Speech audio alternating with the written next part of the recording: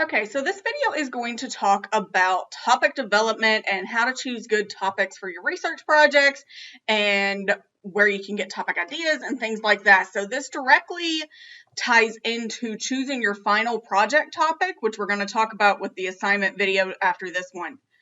So topic development in general is an area that students really struggle with, I feel, that they sometimes can have confidence issues and is this topic okay, or we don't know where to choose, or lots of times they don't understand how to choose a good topic for the scope of the project that they're working on. So lots of times when we get students coming to the library asking for help, if they're in really early stages of the project, lots of times they're struggling to find resources because they don't quite understand their topic fully.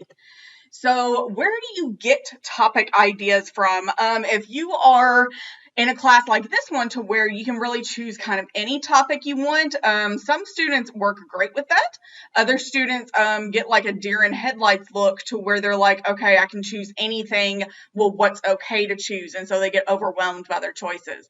But even within specific like disciplinary classes, so your classes for your major and stuff like that, even where professors are providing you with limitations to your topic selection, sometimes you got a few places that it's a good idea to look for where do I pick topics, what would be an acceptable topic for this class, for this project. And a few of those things that would be good to look for is look at your course materials.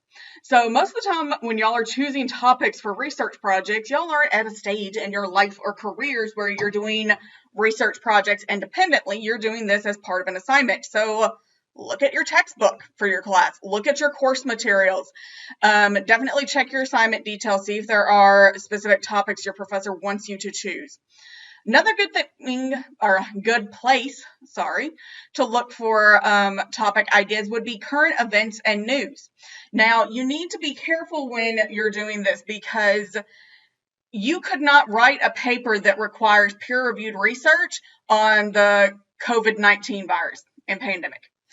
Peer-reviewed research is not out there yet. You have scholars and researchers and officials actively working on this, but the information has been published and made accessible to the public. So this is where you want to look at your assignment requirements. So if your professor is saying you have to use all peer-reviewed research, something really, really recent isn't going to be in that type of information and resource type yet.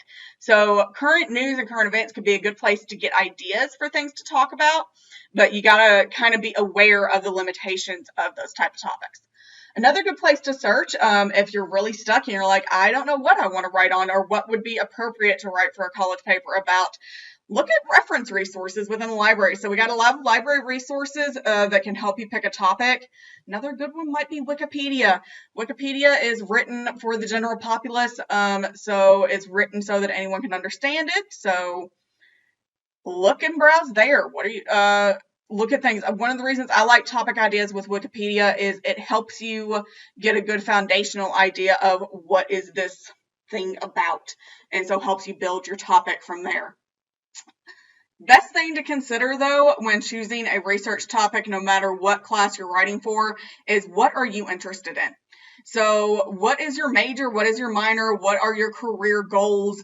Think about things within those subject areas. So I've seen students, even if they're in a different discipline, they start trying to tie it to their career goals and options. Definitely do that.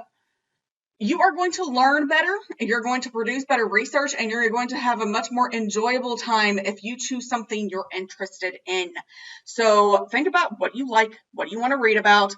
Even if this is a gen ed class that isn't in your major, you chose this gen ed class out of all your other gen ed options for a reason, so there's got to be something about it that you're interested in. Also think about your hobbies, sports, activities. What do you like to do outside of class? Think about how can you turn those into topics. I think I've told this class before. I wrote my undergrad thesis on Lord of the Rings and Narnia. I was an English major with a religious studies minor, and so tied that into Christian mythology. That was something I was interested in, and I had such a good time researching that project, and it really showed in the final project because I was more invested in it. It was something that wasn't as difficult to complete because I was interested in it. So think about something when you're considering this of a question something that makes you think, I want to know more about this. That if you are browsing news topics or you're browsing things on your social media, what sort of article or topic would make you want to click on it and read more? So kind of think about those things. Think about things you're interested in. Don't pick something that feels academic, something that you feel sounds scholarly and is going to make you look smart, and this is what you're supposed to be researching. You can make a research topic out of anything. Good example of this, if any of y'all have been watching Netflix while you are stuck at home on quarantine and having to social distance, have any of you watched this show 100 People? If you have not, I strongly encourage you. It's not required for this class, but if you have Netflix and you want to watch it, I would definitely recommend it. It's social experiments on a willing group of 100 different people. So things like, what makes people attractive? Does physical attractiveness make you more lenient to them? So they're doing tests on whether they would be more lenient in sentencing for similar crimes with an attractive person versus an unattractive. I haven't watched the whole show. I've watched only a few episodes, but it's really interesting on kind of topic questions and research questions and stuff like that. And so some of this might have seemed silly, and it's not formal and hoity-toity academic and stuff like that. It's not educational, but it is. Something that might seem silly to you, or something that is like, this is what I do for fun, you can totally turn that into research topics. So definitely think, what are you interested in? Things to consider when choosing a topic for an assignment, though, is definitely, what are your professor's requirements for your final product? Whether you're doing a research paper, an annotated bibliography, a presentation, what are they trying to get you to accomplish with this research? So what are the assignment requirements? Are there guidelines for what topics you can choose? Because if there are, you definitely need to choose within those guidelines. What is the scope of this project? How big is it? You need a much smaller topic for a paper that's 5 pages than one that is 20 pages. Even within 20 pages, lots of times we have to get students to narrow and focus their topics. You are not writing an encyclopedia article. Most of the time, academic research, we want you to take a detailed look at one aspect of something, not give us the big, huge picture. So you got to kind of narrow this down a bit. So how in depth does your professor want you to go with this research project? Kind of thinking about that. But you also don't want it to be so small that you can't reach 10 pages if that is your paper requirement. So think about what would be an appropriate topic for word length. If you're struggling on understanding that, talk to your professor, talk to a librarian. We can help you kind of understand the difference and help you select from some of your ideas, or narrow down or broaden your topic appropriately.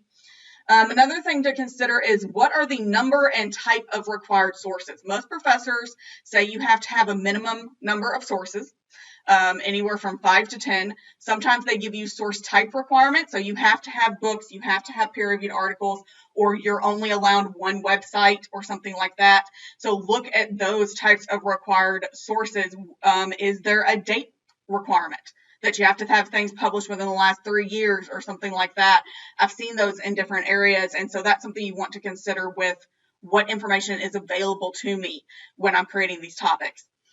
Sometimes students at an undergraduate level, they pick really interesting things, but it's things that are very, very new, and so the professional published research just isn't out there yet. And so if they're working on their graduate or doctoral program, this could be something that would make a great thesis or dissertation, where they're going out and doing their own research and creating this. Most of the time in your undergraduate classes, though, you're kind of limited by what research is already out there. So coming back to this current global pandemic, you can talk about global pandemics. You can talk about bubonic plague. You can talk about Spanish flu and the 1918. You can't talk about COVID-19 yet. Not in any sort of way that would be peer-reviewed academic university level research, because the information is too new. It's not available to you yet. The final say on what is happening and how does the virus works is still being explored. So you got to think kind of, what is the information available to me? Other times I've picked a topic that I thought was going to be great and had it approved, and then I got to the library resources and ended up changing my topic because the amount of research I would have had to do was not worth it for the paper I had to write. That I had a 10-page paper, and the amount of research I was going to have to perform to do this 10-page paper topic that I had chosen was way too much work in relation to the end result. So I've many times got there and thought, okay, there's not information available that I thought was going to be, and that's when I changed topics. And so sometimes you learn this by trial and error, but yeah, definitely think about what are the requirements for your professor, what information is available to you, is it worth it to get this info, that kind of stuff.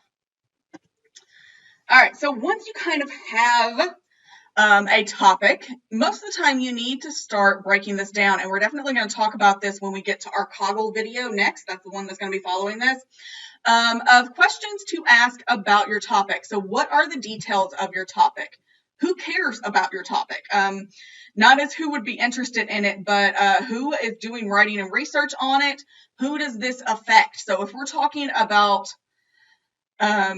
say the availability of school lunches in rural areas. Well, talk about the people this affects. Start breaking it down by what we call demographics, which is ways that researchers and people describe groups of people.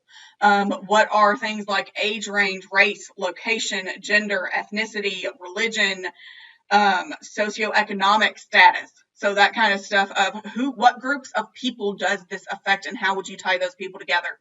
Where in the world is your topic relevant? So is this happening are you looking at it at a very local region? Are we looking at this globally, just within the United States?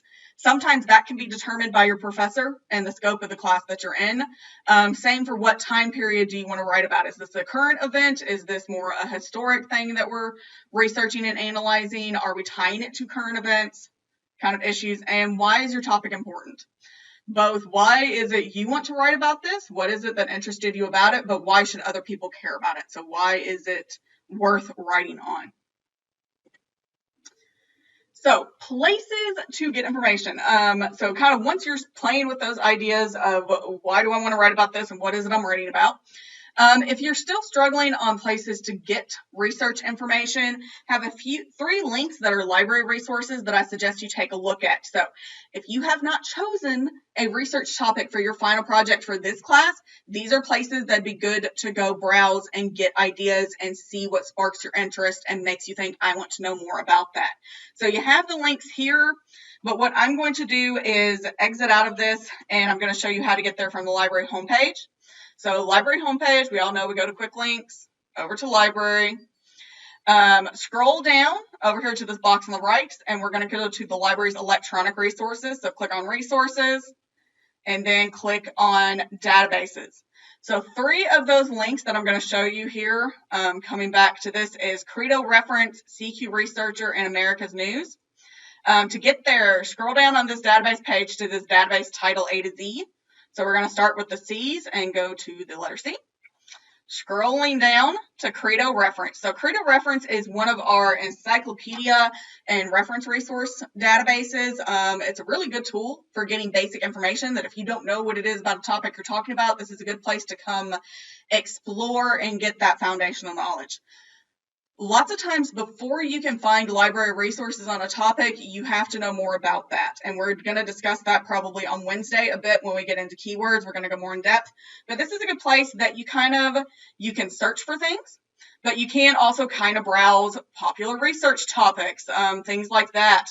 So you can also go up to this little short menu here and go to topics. And so kind of anything in the world you would want to talk about, or if you're like, I want to talk about video games. Maybe some of y'all are gamers and stuff like that. My gaming kind of ended with Mario Brothers, but other people are interested in it. I do understand. And so you kind of see these topic ideas of what might be this about. And so this can kind of browse and jumpstart your brain a little bit for browsing for topics. Another good place, so coming back to my C list, is the one above it, and that is this CQ Researcher. CQ Researcher stands for Congressional Quarterly, and so its tagline is in-depth reports on today's issues. And so this is something that's been coming out for many decades. I think some of these articles I can go back into the 1920s, 1930s. The idea behind these short reports is that they're written for politicians and journalists and people who work in government and news to be able to get a thorough overview in a short amount of space about a topic or about current events. So you do see you kind of have their hot topics of what are people really talking about. This is another place you could search, but you could also browse topics. So say we want to talk about something within education. Maybe cost of education. So you want to talk about that as a topic. Maybe we want to talk about the funding options for education. And so this is where you see you get this in-depth report. So you're getting this table of contents over here. You get an overview of what is the topic about. You keep scrolling down. You get the background of the issue of how did we get to the current situation. These do go in depth quite a bit. So you get the background of how did we get to where we are. You get the current situation. So what's going on right now with this topic? What is that projected outlook? You also, one of the things I like is you get these pro-con sections. So you're getting this question, are teachers underpaid? So it's talking about educational funding. So funding for school systems and universities and public schools. And so you get these pro-con debates. So you have this director for Center for American Progress, who is kind of saying, yes, teachers are underpaid, to whereas you have this resident scholar for American Enterprise Institute saying that school teachers are not underpaid. And so there are two experts that are arguing two sides of an issue. And so you can kind of see that pro-con and get that balance yourself. You get this chronology, you get short features about this, and one of the best things at the end is you get a bibliography of resources you can use for further reading. And then finally, instead of a works cited, they have a thorough footnotes section. So that ties to exactly, it's like their in-text citations, they're using footnotes instead, but this is where you get where they're getting their info. So this is something you could then use to find information yourself and trace it back to the original source. One thing to consider with CQ Researcher, great place to get foundational knowledge, great place to browse and get topic ideas for current events, things that are happening now, but things that still have meat to them. They're not so current that research is not out there. These are things that are long-standing issues that are being talked about in today's world. Everything in here is not going to be peer-reviewed. Actually, nothing's going to be peer-reviewed. Majority of the resources they're going to be looking to are public news and magazines, as well as government documents. So you can see like the Republic, coming out of actual school statistics, government statistics there, Education Next. So these are popular magazines, newspapers. That's the kind of sources behind this. So keep that in mind. CQ Researcher, while very informative, rather in-depth, a good place to jumpstart your research, is not peer-reviewed. And so that final third source I wanted to show you was this America's News. And so coming back to our database list here with that A to Z, go to the A's, scroll down to that America's News. America's News actually comes out of this database called Newsbank. We subscribe to a subset of it. And that is not the one I got earlier. What y'all do to me?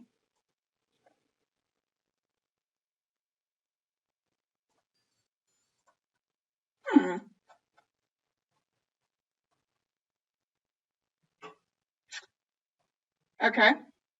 See, this happens in class too. What's it doing to me? Okay.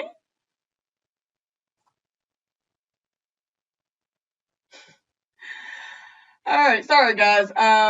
Coming back to, this was not what I wanted at all. Okay, coming back to there. I don't know how it didn't get me there. So what I clicked on was, instead of getting the advanced search, I want to get that, I clicked on that source type and it took me back to their basic search to where you can then scroll down on the page and see suggested topics. So if we're talking about, okay, I'm wanting to talk about healthcare or environmental studies, what might be good topics, and then they're leading you. So we want to talk about conservation and biodiversity. Would then be taking you to research articles and to newspaper articles about biodiversity and bringing you some of those. So it's a good place to come say, here's my basic topic, here's what I want to browse and look at. So it helps you brainstorm of what could I talk about with biodiversity, because you need to narrow down that topic quite a bit. But definitely take a browse and look at those. All right, that is all for this video. Following up with Coggle. So watch that video next.